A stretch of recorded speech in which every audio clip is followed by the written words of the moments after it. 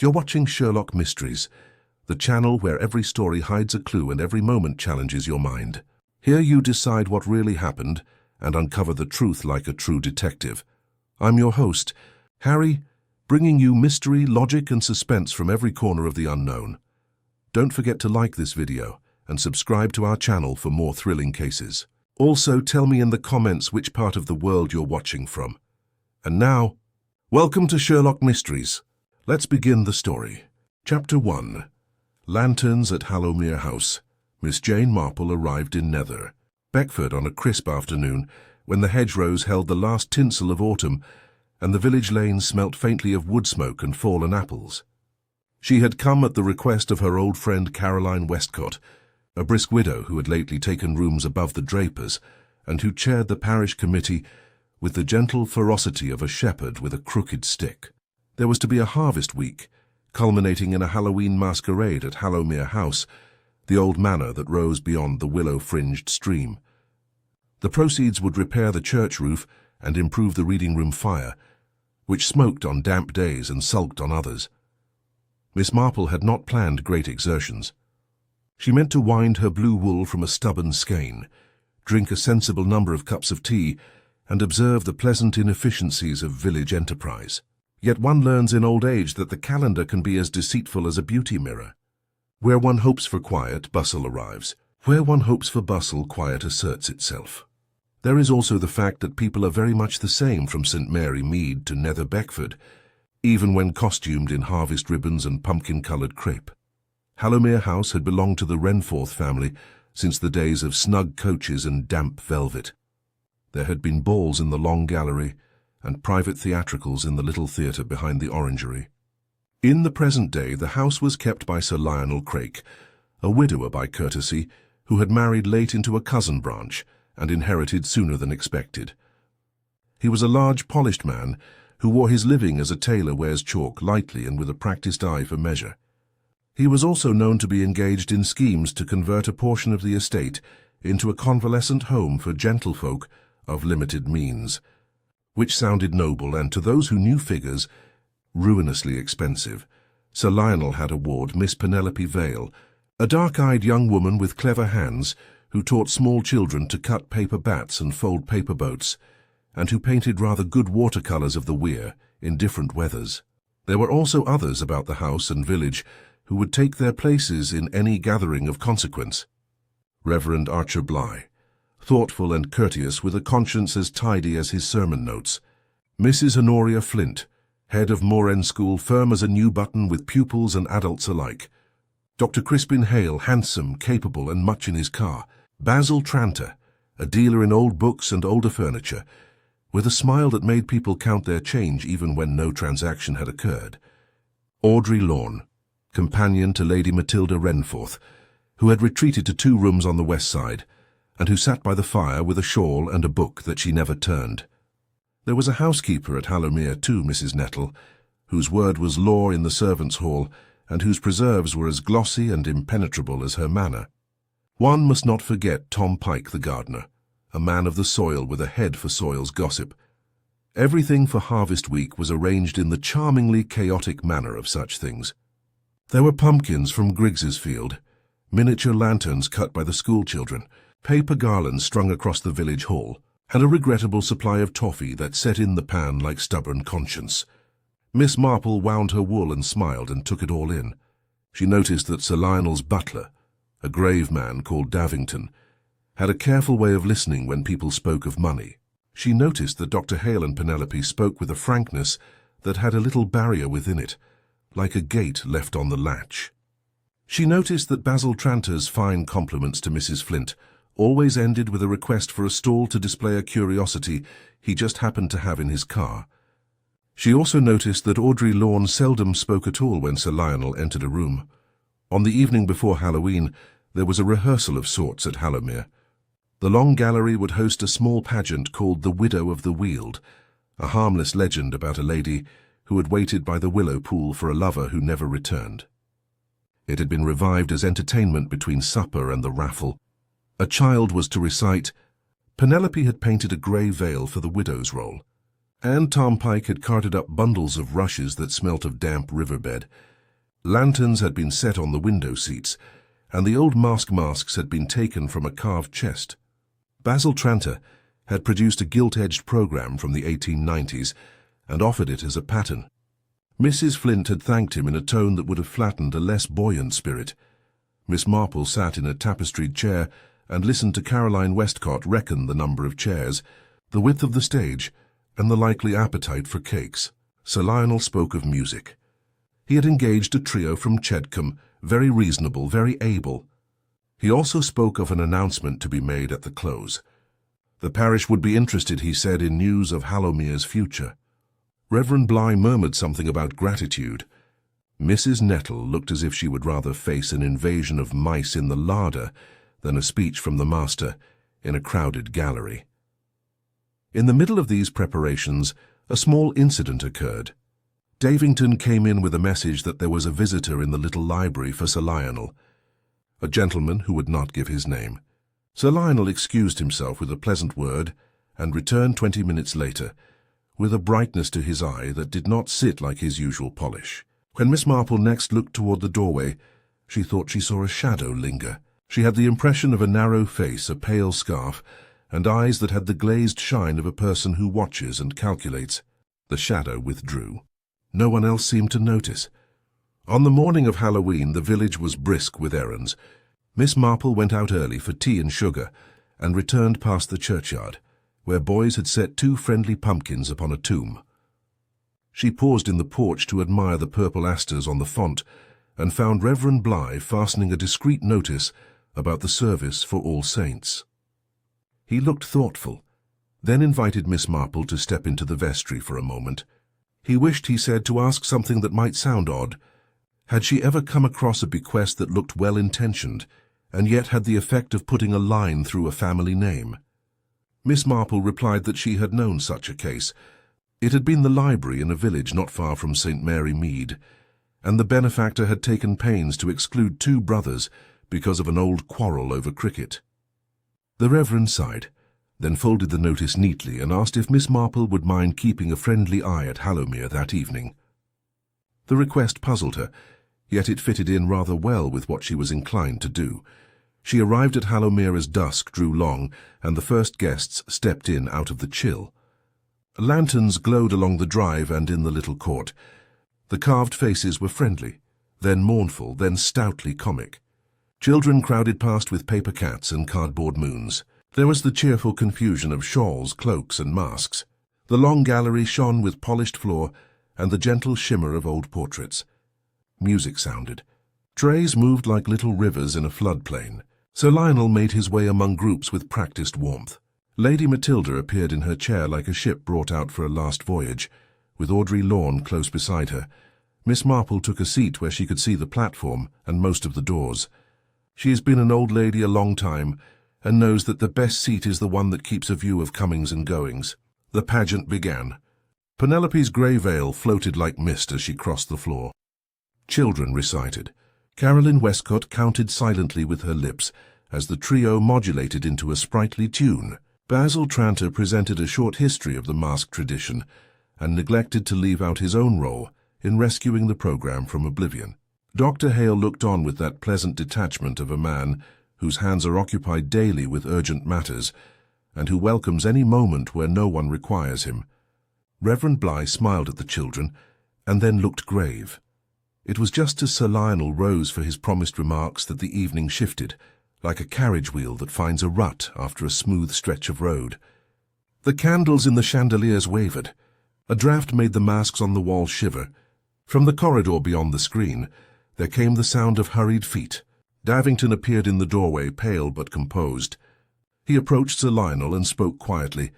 Sir Lionel hesitated, then said in a voice that carried that there was a minor matter to attend to, and that the raffle would proceed under Mrs. Flint and Reverend Bligh until he returned. He left by the side door with Davington. Miss Marple saw Audrey Lorne rise and follow them with a concerned glance at Lady Matilda, who seemed not to notice. After 15 minutes, after the first 2 prize hampers had been collected, and after a small scene in which a child insisted upon a black kitten as a prize, though there was no kitten to be had, Davington returned alone and spoke to Caroline Westcott, who turned pale and went to Reverend Bligh. A hush fell in that strange way hush falls, a ripple passing through company, until the surface lies still. Reverend Bligh asked for calm and for no one to leave the house. He said there had been an accident in the candle-lit folly near the south lawn, and that Dr. Hale was required. Dr. Hale went out at once, already pulling on his coat. Penelope went after him, then stopped at the threshold as Mrs. Nettle appeared and barred the way in her impenetrable manner. There are ways a housekeeper can look that are more arresting than any order from an official. Miss Marple rose without hurry and moved toward the screen. She met Caroline Westcott at the corner and took her hand. Caroline whispered that Sir Lionel had been found in the folly beneath the yew trees, lying at the foot of the stone steps. His head struck and a lantern toppled, the little flame extinguished in a pool of rainwater. Dr. Hale had looked, then he had closed Sir Lionel's eyes. Miss Marple stood a moment with the certainty that is both sorrow and clarity. She asked whether anyone had gone to Lady Matilda. Audrey Lorne had gone, Caroline said. Miss Marple nodded, then asked if Davington had sent for the police. He had. Inspector Beresford from Chedcombe was on his way. Miss Marple suggested that the gallery remain lively and calm, that Mrs. Flint continue with the business of prizes, and that Reverend Bligh speak as needed. People are comforted by routine when life breaks its line. Caroline took the hint at once and bustled away with authority. Miss Marple went into the corridor and out through the south door, where a path went across damp grass to the folly. The frost had not yet come. The ground held the imprints of many feet from earlier in the day, and a few deeper marks where a barrow had gone. Near the yew shadows, a constable from the village stood with his breath white in the air. Dr. Hale knelt close to the fallen figure. Davington stood with a lantern. Tom Pike hovered as if the ground itself had asked him for counsel. Miss Marple stopped short of the steps and looked with a gaze that took in the lantern, the stone, the angle of Sir Lionel's right hand, where it pointed not quite naturally toward the yew hedge. She asked quietly whether a scarf had been found. Davington said a pale scarf lay near the inner wall. He picked it up by a corner and held it as if it were a nettle. Miss Marple noted the pattern. She had seen a man wear such a scarf in the doorway during rehearsal. Inspector Beresford arrived briskly, a compact man with a practical kindness. He knew Miss Marple by reputation and greeted her with respect. He set order without fuss, posted the village constable at the south door, asked Dr. Hale for a concise account, asked Davington whom he had seen in the corridor after the speech had begun, and sent a man to see whether the folly steps were slick with moss. They were not. He asked Tom Pike what light there had been. Pike said he had put the little lanterns there himself. They were safe in niches. They could not tumble on their own. He had taught his grandchildren to set them so. Inspector Beresford grunted softly and looked at Sir Lionel's temple, where the skin had split cleanly. A hard blow had been delivered. Then the fall had fixed the appearance of a clumsy accident.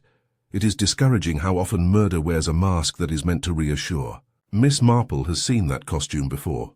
She returned to the house with Dr. Hale. His face was set in lines of restraint. Penelope startled to her feet when she saw them. There was no need to speak.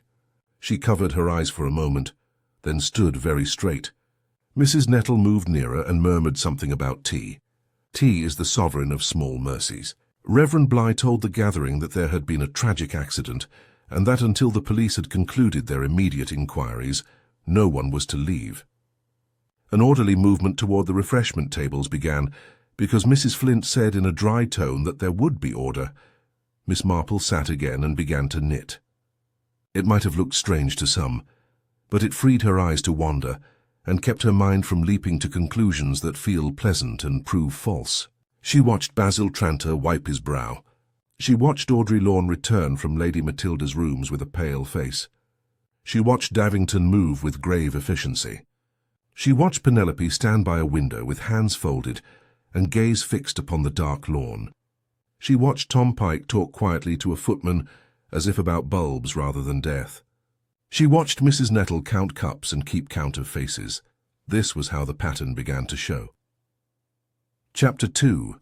Masks and Apple Pips. Inspector Beresford took statements in the library. People went in shaken and came out thoughtful. The bustle in the long gallery gentled into a murmur. Miss Marple sipped tea and considered what she had seen and what she had heard. A Halloween masquerade is a perfect place for movements and whispers, and a hand that wishes to go where it is not seen. Yet the folly was not at the house. To go there required purpose, not impulse. Sir Lionel had been drawn there by a message or by a person he trusted.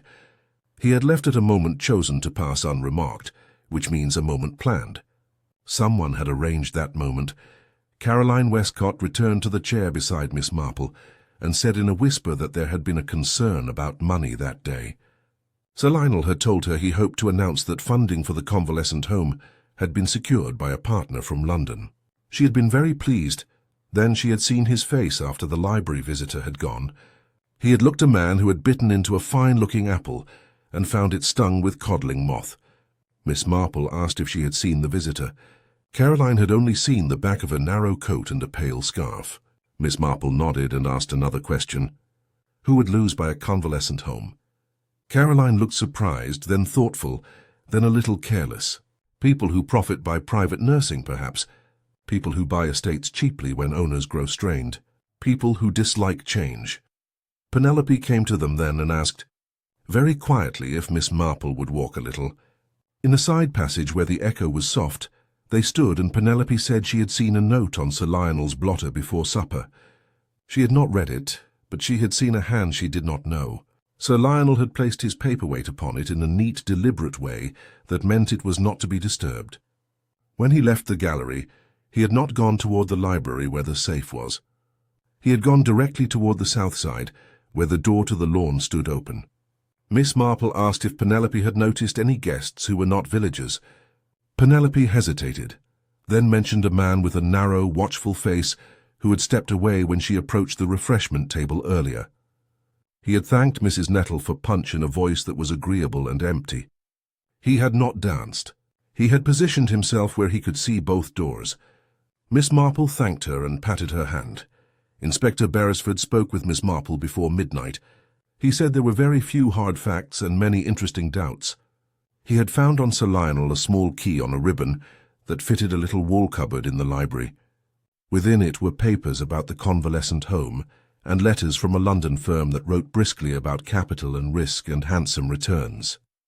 There was also a note in a hand that might have been disguised, asking for a word at the Folly during the speech. The note said there was news from the partner, and that Sir Lionel would wish to hear it privately. It used a phrase that struck the inspector as wrong, a phrase one hears more in rooms where people trade objects than in rooms where they weigh human needs. It spoke of a quick liquidation of an outbuilding and a path to make it attractive. The inspector was not a botanist, yet he knew a greenhouse when he saw one, and liquidating greenhouses in a plan for care sounded odd. Miss Marple told the inspector she had noticed a pale scarf earlier in the week on a man who hovered in the doorway at rehearsal, and again near the Folly. She offered no name because she had none. She offered an impression instead.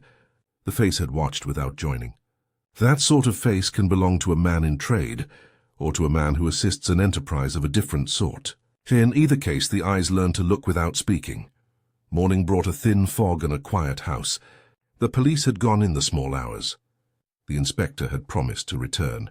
The villagers, after a night of restless thinking, rose to a day of cautious voices. Caroline Westcott called early on Miss Marple with a coat, and the suggestion of a walk that passed the weir and returned by the south lawn. Miss Marple agreed. They passed stray paper streamers and a fallen lantern with a sad mouth. Near the Folly, a policeman nodded and lifted the rope for them to cross the path. He said the inspector would be back by 10. Miss Marple knelt by a tuft of late daisies and examined the ground with an old lady's patience. She found a thread caught on the rough of the stone, a soft pale thread that looked like something from the fringe of a scarf. She also noticed 2 crushed apple pips in the damp earth by the lowest step, and the cloth mark where a bottle had been set and lifted. Caroline said apple bobbing had been in the stable court, not here. Miss Marple nodded and rose, careful of her knees. She tucked the thread into her glove and held the little pips in the palm of her hand as if they were the most natural of treasures, which in a way they were. Back at the house they found Mrs. Nettle directing a subdued breakfast. Audrey Lorne was absent. Lady Matilda had not slept and was being encouraged to take broth. Davington stood at the sideboard like a melancholy sentinel. Tom Pike came in by the back and asked in a rough whisper whether he might see Miss Marple for a word about bulbs. Mrs. Nettle gave permission with dignified suspicion, and Miss Marple followed the gardener into the little passage where brooms stood like sentries. Tom Pike took off his cap and turned it in his hands. He said his old gran had worked at Hallowmere long ago and had told him that when the lanterns came out, there was always mischief. He then looked down at his cap and said there had been something else. 2 weeks ago, Basil Tranter had been in the south garden measuring with his eye, and he had said there was money in ornamental stone if one had the right arrangements. Tom Pike had told him that Hallowmere stones were not to be carted like potatoes. Basil had laughed and called him staunch. A day later, Tom Pike had seen Basil at the back door speaking to a man with a pale scarf who had a hired car with a London number. Miss Marple asked Tom Pike whether Basil had been alone near the Folly on the night. Tom Pike scratched his neck and said he had seen Basil in the dais at the raffle when Sir Lionel left, and then later near the music, and later still he had not seen him at all until the commotion. He added that Audrey Lorne had passed out by the side door just before Sir Lionel went by, and that she had looked as if a cupboard had fallen open in her head, and everything inside had been seen at once. Inspector Beresford returned before 10. He asked to see Miss Marple in the library and listened to what she and Tom Pike had seen. He asked to see the thread and examined it with a small magnifier. He put it in an envelope. He then sent for Basil Tranter. Basil entered with an air of injured goodwill. He said at once that he wished to be helpful. He had never in his life done anything to harm a gentleman. He had been near the music and then in the card-room, and then on the terrace. He had nothing to do with gardens beyond admiration and a little advice. The inspector asked where he had been earlier in the week, when a gentleman in a pale scarf had waited in the library for Sir Lionel. Basil said he did not know any gentleman in a pale scarf.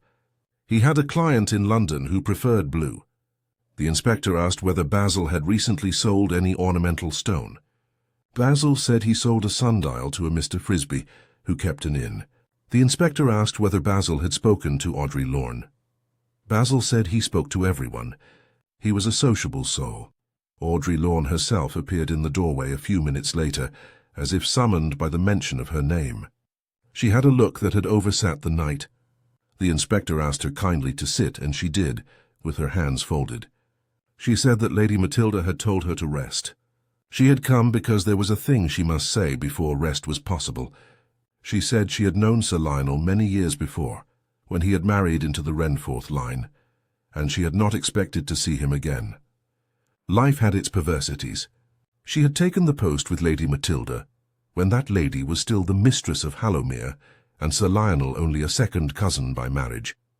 When the inheritance came, she had considered giving notice, but Lady Matilda had been unwell, and Audrey had remained. She had told no one of that earlier acquaintance.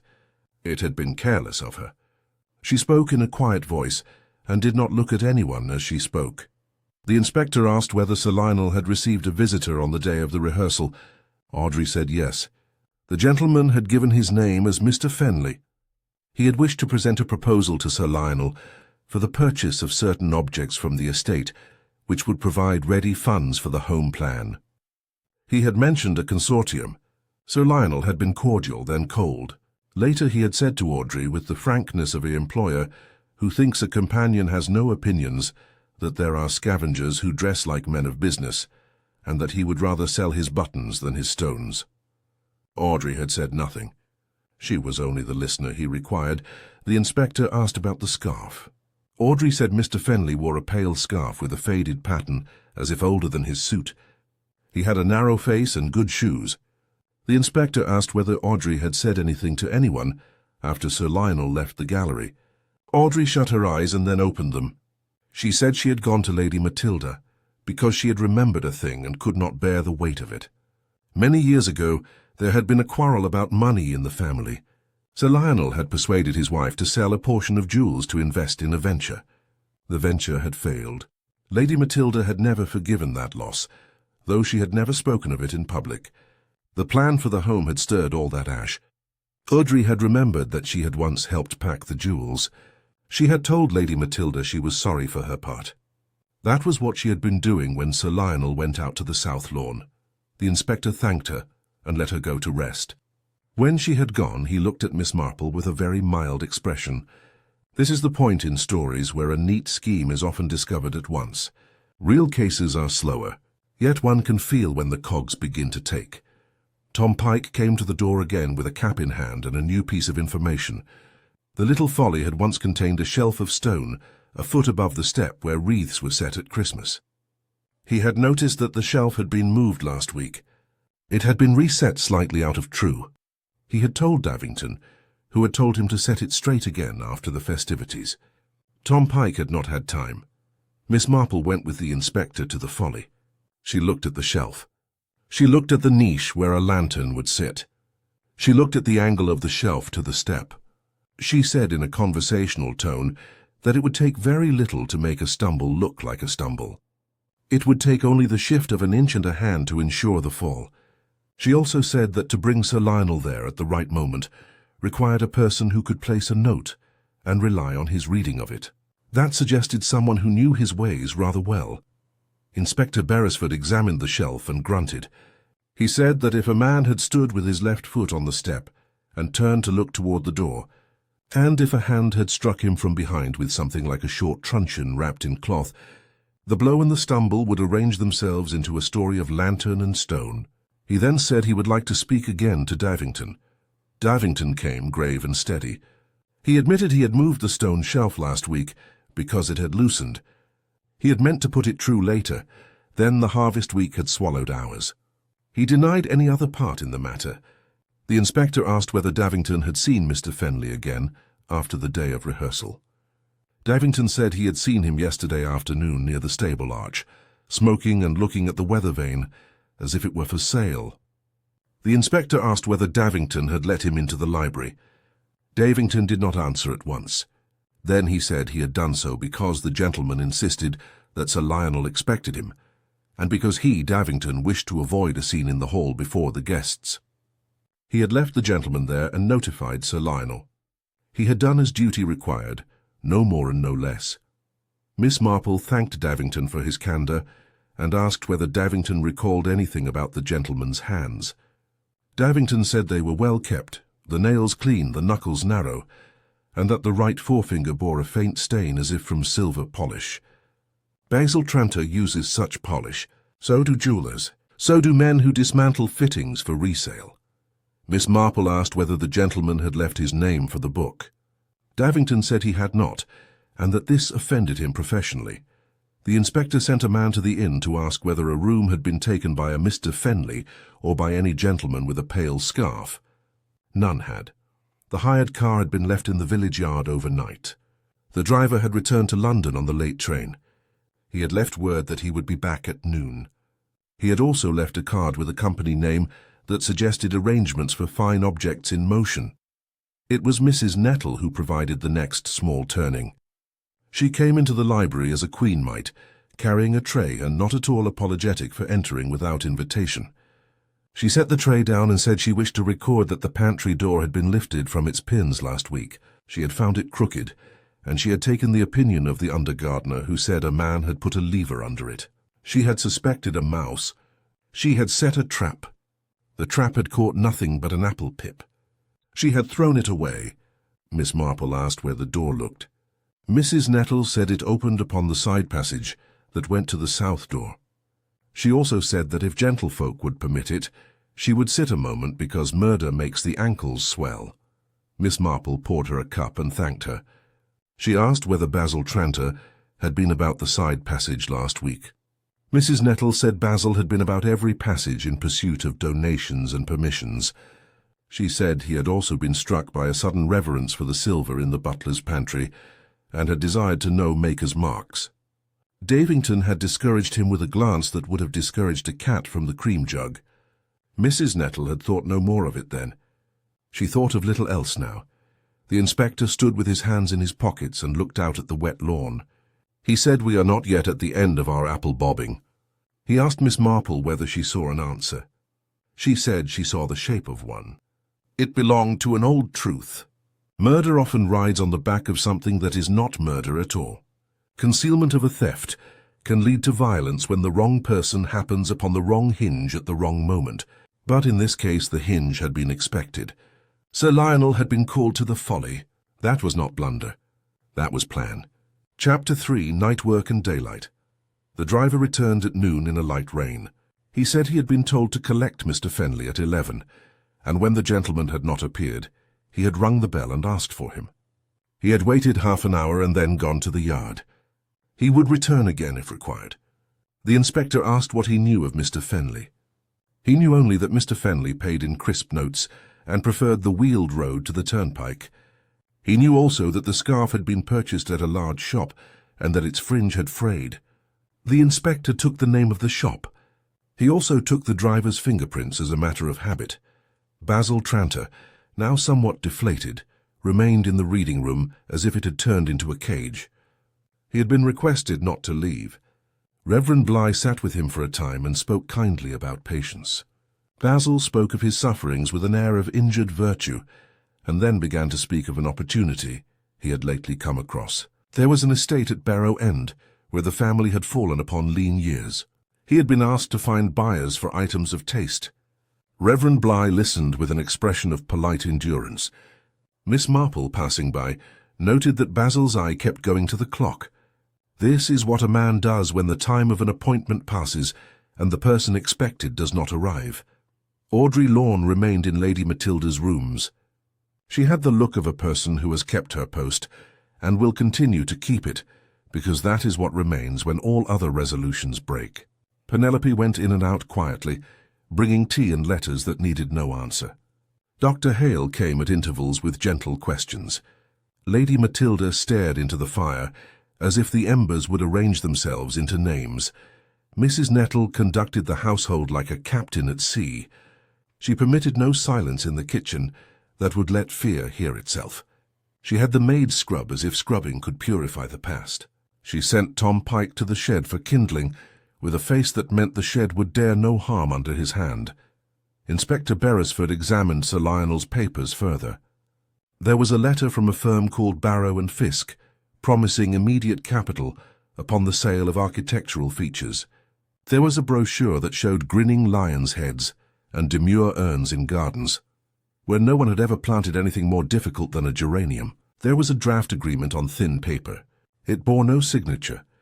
Miss Marple was present when the inspector asked Penelope whether Sir Lionel had mentioned that firm.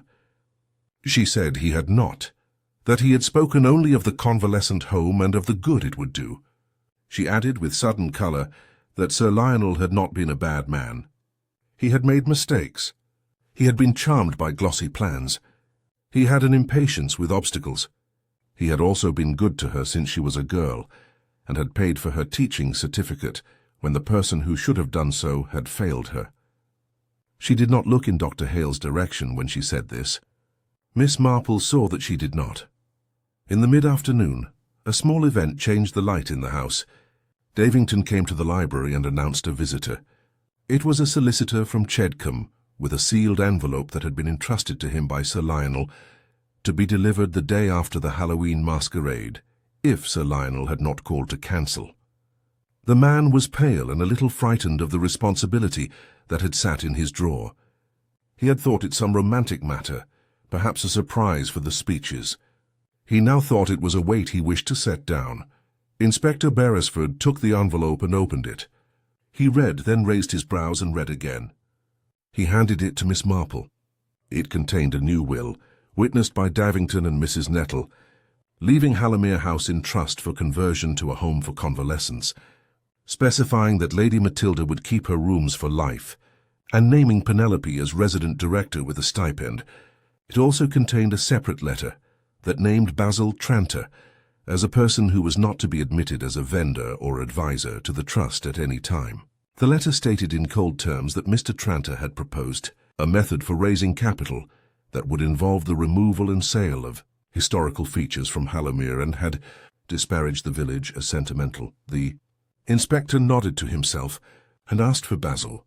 Basil arrived with the wariness of a fox in daylight. The inspector handed him the letter. Basil read and flushed darkly.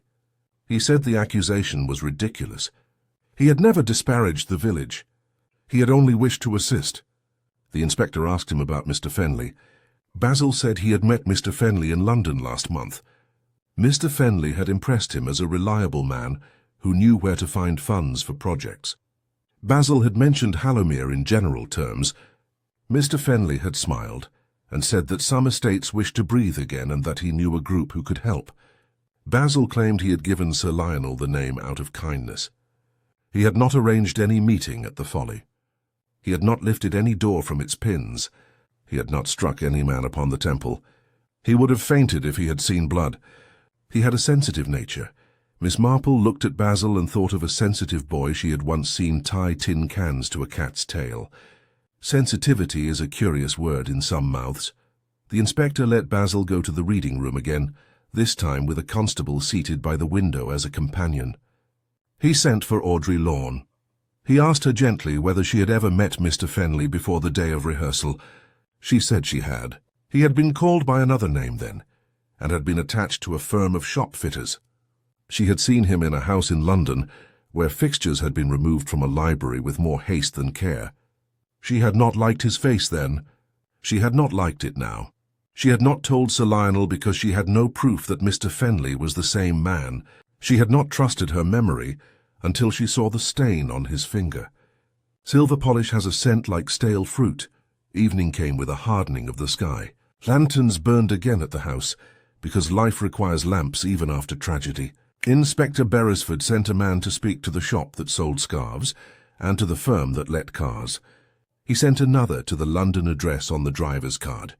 He waited. Waiting is the bone of an inquiry.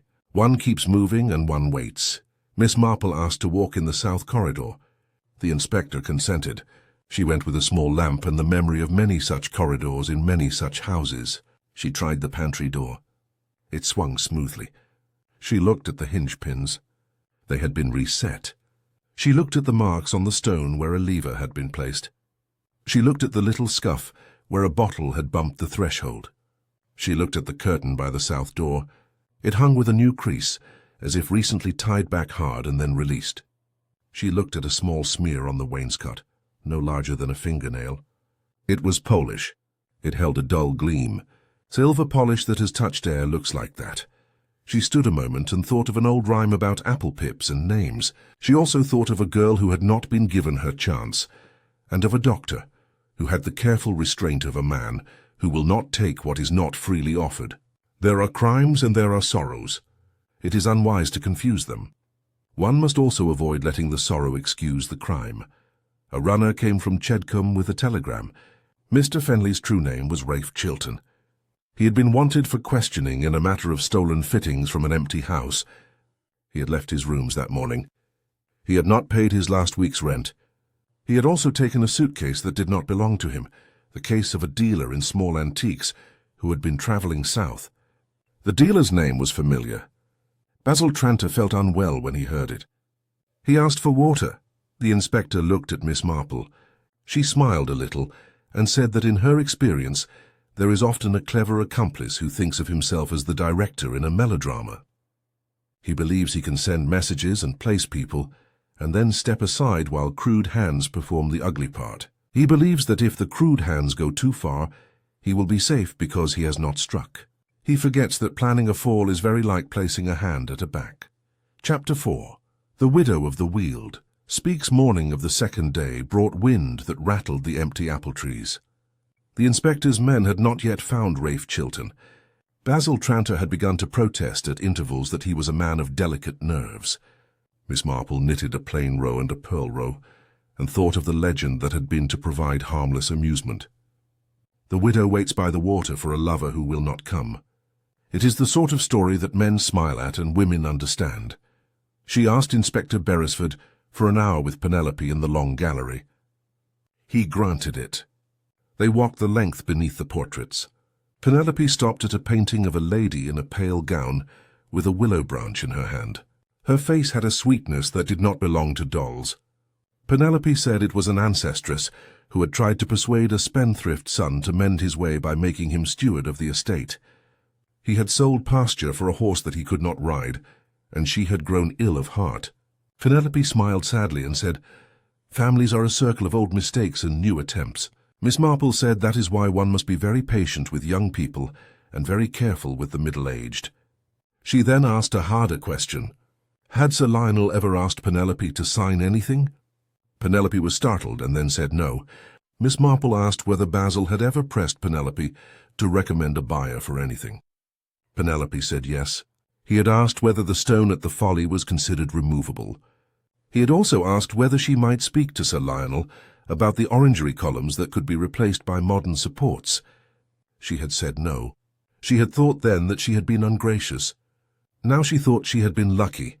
Audrey Lorne joined them with a face more composed than the day before. She said Lady Matilda would see Miss Marple if she would come. Miss Marple went at once. Lady Matilda, upright in her chair with a shawl, looked like an old queen who would not undress for grief. Her eyes were dry. She said she had not loved Sir Lionel, nor had she hated him. She had thought him charming and careless, and inclined to put a mirror before his own plans and take delight in the reflection. She said he had never meant harm. Many harms are done by men who do not mean them. She said she would not leave her rooms. She would not leave Hallowmere. She said if Miss Marple could see the way to show the truth, she was to do so in the long gallery after tea, so that all might know it together. She rang the bell, and Audrey came as if conjured. The old alliances of house and habit were still very much alive. Inspector Beresford agreed to a gathering. He sent messages. The villagers who had known Sir Lionel came and stood at the end of the gallery with respectful faces.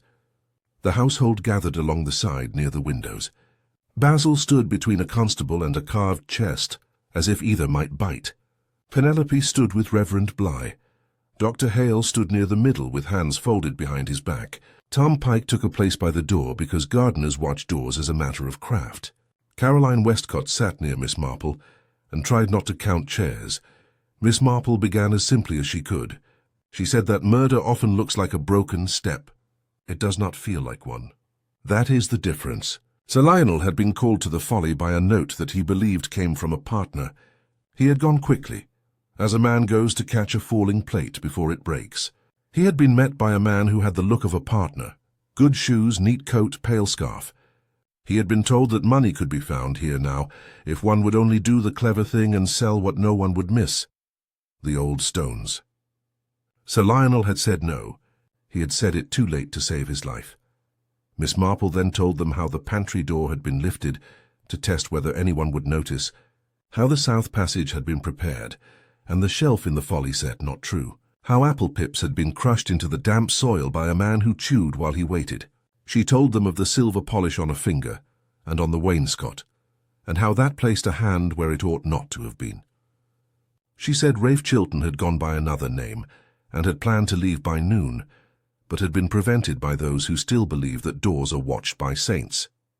She said that planning had not been done by him alone. He had been in the house for a short time. He had needed a man inside who knew when Sir Lionel would speak and how to lure him without a scene. He had needed someone who could then slide away and be presentable when the cry went up. At this, Basil protested loudly that he knew nothing of any shelf or any silver or any note. He said that if a man of business made a suggestion and another man took it ill, the fault was delicate and he, Basil, should not be blamed. Miss Marple looked at him and said gently that a clever man had forgotten one thing. He had forgotten the widow of the Weald.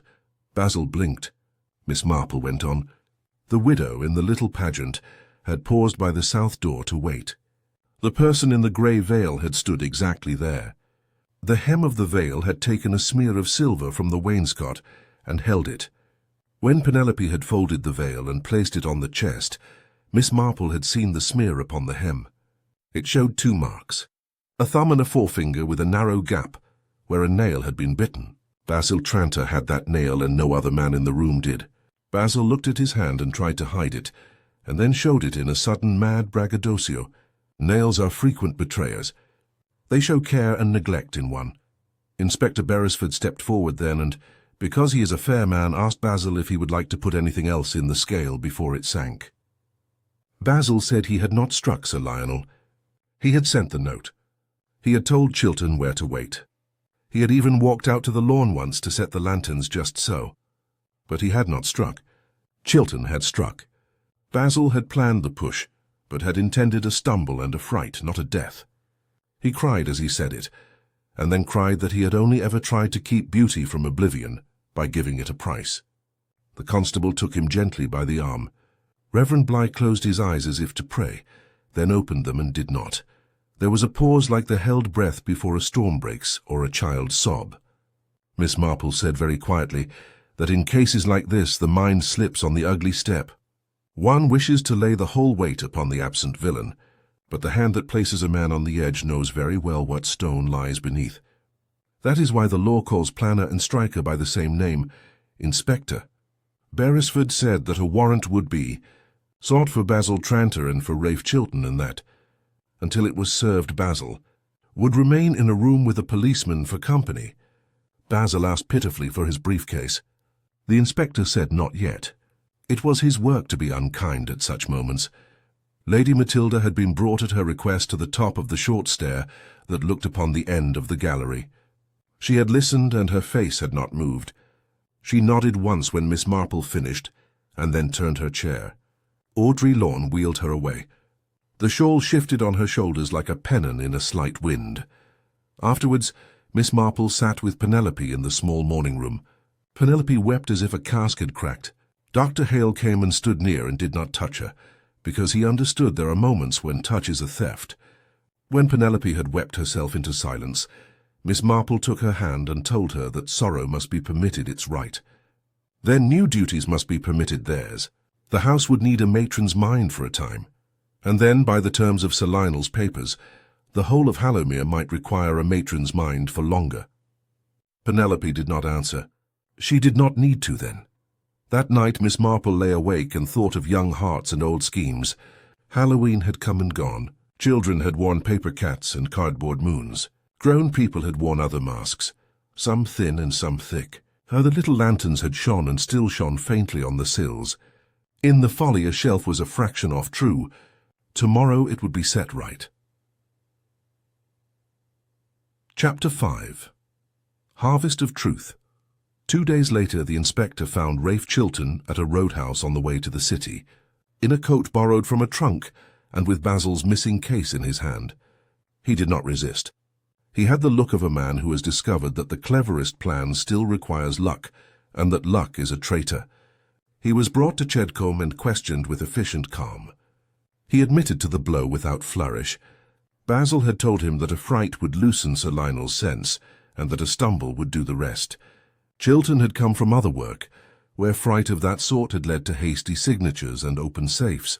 He had not believed in the stumble. He had believed in the blow.